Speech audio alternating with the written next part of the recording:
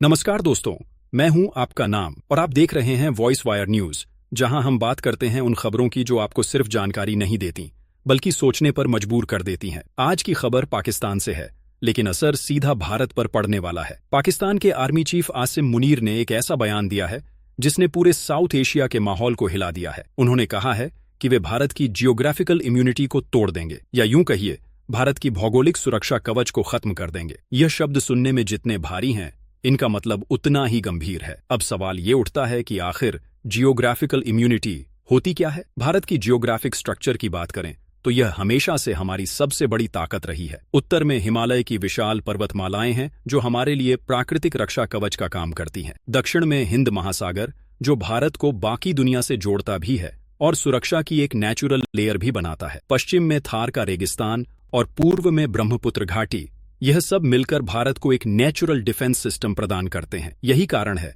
कि भारत पर सदियों से अगर हमले हुए भी तो वो ज्यादातर नॉर्थ वेस्ट फ्रंटियर से हुए, यानी आज का पाकिस्तान वाला इलाका। आसिम मुनीर का बयान इस संदर्भ में बहुत कुछ कहता है।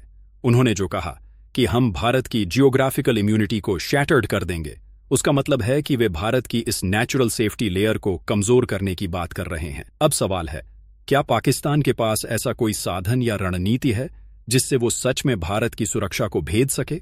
अगर आप इतिहास देखें तो पाकिस्तान ने हमेशा सीधे युद्ध के बजाय प्रॉक्सी वॉर यानी आतंकवाद के जरिए भारत को चोट पहुंचाने की कोशिश की है। लेकिन अब जब आसिम मुनीर जैसे लोग खुलेआम जियोग्राफिकल इम्यूनिटी की बात कर रहे हैं, तो इसका मतलब ये है कि पाकिस्तान अब सिर्फ आतंकवाद की बात नहीं कर रहा, बल्कि भारत को स्ट्रैटेजिक और इकोनॉमिक दोनों लेवल पर कमजोर करने की योजना बना रहा है। अब बात आती है कि पाकिस्तान के पास आखिर इतना आत्मविश्वास आया कहां से? जवाब है वॉशिंगटन। पिछले कुछ महीनों से अमेरिका और पाकिस्तान के रिश्ते अचानक से मजबूत होते दिख रहे हैं और इसका बड़ा कारण है डोनाल्ड ट्रंप का दोबारा राजनीतिक केंद्र में आना। रिपोर्ट्स के मुताबिक ट्रंप ने एक इंटरनेशनल समिट के दौरान कहा था, my favourite field marshal from Pakistan, और सभी को पता है कि वो आसिम मुनीर की बात कर रहे थे। ये वही आसिम मुनीर हैं जो आज भारत को न्यूक्लियर और इकोनॉमिक डैमेज की धमकी दे रहे हैं। दरअसल पाकिस्तान ने समझ लिया है कि डोनाल्ड ट्रंप को खुश रखने का मतलब है अमेरिकी समर्थन मिलना। इसलिए पाकिस्तान की पॉलिसी मेकिंग में अब एक नई लाइन जुड़ गई है, प्रेज ट्रंप, गेट बैकिंग। आप अगर पाकिस्तान के हाल के भाषण देखें, प्रधानमंत्री से लेकर विदेश मंत्री तक सभी अपने हर बयान में ट्रंप की तारीफ जोड़ते हैं। वो कहते हैं कि president Trump's leadership has saved millions of lives या Trump's peace efforts are commendable. असल में यह सिर्फ चापलूसी नहीं बल्कि एक राजनीतिक रणनीति है। पाकिस्तान को इस समय 3 बड़ी समस्याएं घेरे हुए हैं। पहली, उसकी गिरती हुई अर्थव्यवस्था। दूसरी, अफगानिस्तान और ईरान के साथ बिगड़ते रिश्ते। और तीसरी, भारत की तेजी से बढ़ती वैश्विक साख। इन तीनों के बीच पाकिस्तान चाहता है कि वो फिर से ग्लोबल ध्यान खींचे, और इसके लिए भारत को धमकी देना हमेशा से उसका आसान तरीका रहा है। अब आप ये सोचिए, जो देश अपने ही नागरिकों पर बम गिराता है, जो अपने ही प्रांतों को आतंरिक युद्ध की आग में झोंक देता है, क्या वो सच में भारत जैसी स्थिर और मजबूत अर्थव्यवस्था को नुकसान पहुंचा सकता है? हाल ही में पाकिस्तान एयरफोर्स ने अपने ही नागरिक इलाकों पर बमबारी की थी और संयुक्त राष्ट्र तक भारत ने ये बात उठाई कि पाकिस्तान आज भी a country that bombs its own citizens बना हुआ है। लेकिन फिर भी ये धमकियां इसलिए दी जा रही हैं ताकि दुनिया में यह मैसेज जाए कि पाकिस्तान अब भी एक न्यूक्लियर पावर है, अब भी रेलिवेंट है और उसे नजरअंदाज नहीं किया जा सकता। पाकिस्तान की न्यूक्लियर धमकी कोई नई बात नहीं है। इमरान खान के समय में भी यह लाइन बार बार दोहराई जाती थी कि अगर भारत ने कोई कदम उठाया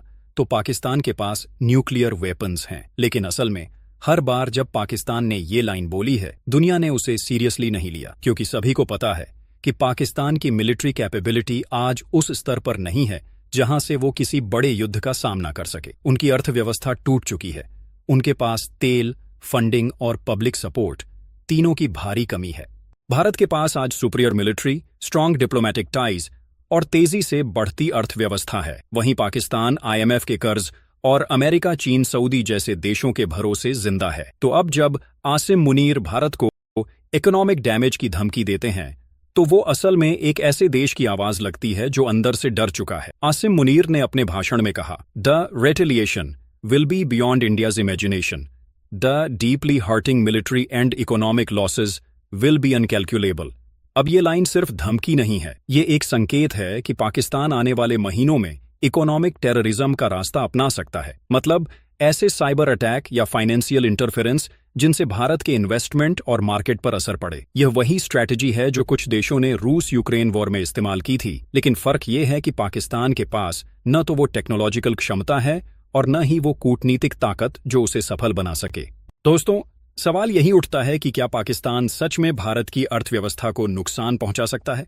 साफ जवाब है नहीं, लेकिन वो कोशिश जरूर करेगा। भारत आज दुनिया की 5वीं सबसे बड़ी अर्थव्यवस्था है और अगले 2 से 3 सालों में चौथी पोजीशन पर आने वाला है। ऐसे में किसी भी देश के लिए भारत की इकोनॉमी को हिला देना आसान नहीं है, लेकिन पाकिस्तान की स्ट्रैटेजी अलग है। वो सीधा हमला नहीं करेगा, बल्कि परोक्ष तरीके से अस्थिरता फैलाने की कोशिश करेगा। यह रणनीति 3 हिस्सों में बंटी है। पहला, डिजिटल डिसइंफॉर्मेशन यानी सोशल मीडिया पर भारत के खिलाफ फेक न्यूज फैलाना। दूसरा, फाइनेंशियल इंटरफेरेंस, भारत के ट्रेड, पेट्रोलियम और करेंसी से जुड़ी खबरों को टारगेट करना। और तीसरा, साइबर सबोटाज यानी छोटे छोटे साइबर अटैक जिनसे सरकारी या प्राइवेट सिस्टम्स प्रभावित हों। अब जरा सोचिए, जब भी भारत में कोई बड़ी आर्थिक घटना होती है, जैसे स्टॉक मार्केट में गिरावट, पेट्रोल के दाम बढ़ना या कोई बैंकों से जुड़ी खबर, तो ट्विटर और टेलीग्राम जैसे प्लेटफॉर्म पर अचानक पाकिस्तान आधारित अकाउंट से अफवाहें फैलने लगती हैं। ये कोई इत्तेफाक नहीं है, बल्कि एक सुनियोजित डिजिटल कैंपेन है। भारत की इमेज को इंटरनेशनल मार्केट में कमजोर दिखाने के लिए पाकिस्तान ऐसे साइकोलॉजिकल ऑपरेशंस चला रहा है जिससे निवेशकों में डर पैदा हो।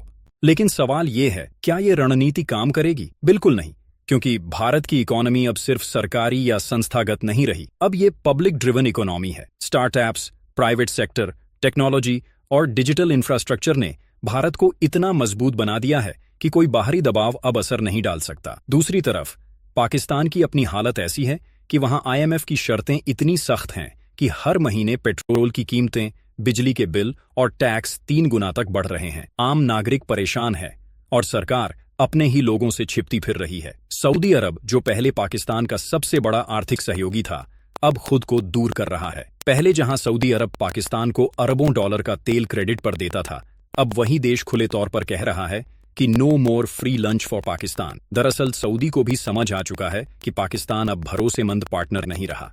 उसके वादे, उसके बयान और उसके कूटनीतिक कदम सब दोहरे हैं। एक तरफ वो चीन के साथ CPEC के जरिए जुड़ा है, दूसरी तरफ अमेरिका को खुश करने के लिए अपने ही पड़ोसियों पर हमला बोलता है। सऊदी अरब अब भारत के साथ ऊर्जा सहयोग, निवेश और टेक्नोलॉजी एक्सचेंज पर ज्यादा ध्यान दे रहा है। क्राउन प्रिंस मोहम्मद बिन सलमान की रणनीति साफ है, भारत भविष्य है, पाकिस्तान अतीत। उन्होंने हाल ही में कहा था कि इंडिया इज अ की पार्टनर इन आवर विजन 2030, और ये बयान अपने आप में पाकिस्तान के लिए झटका था, क्योंकि दशकों तक पाकिस्तान सऊदी का भाई देश कहलाता था, लेकिन अब वह रिश्ता सिर्फ औपचारिक रह गया है।